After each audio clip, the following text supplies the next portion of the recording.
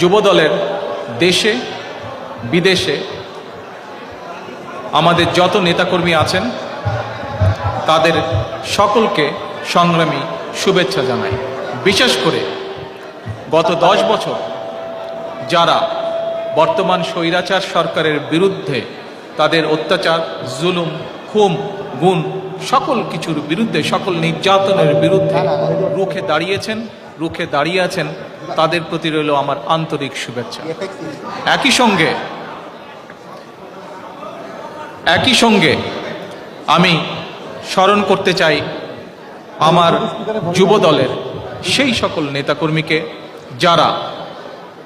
বিভিন্ন সময়, বিশেষ করে বর্তমান স্বৈরাচারের গত 10 বছর ধরে বর্তমান স্বৈরাচারের বিরুদ্ধে আন্দোলনের সময় শহীদ হয়েছেন, যারা নির্যাতিত হয়েছেন, পঙ্গুত্ব বরণ করেছেন,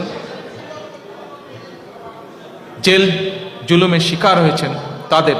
সকলকে আমি শ্রদ্ধাভরে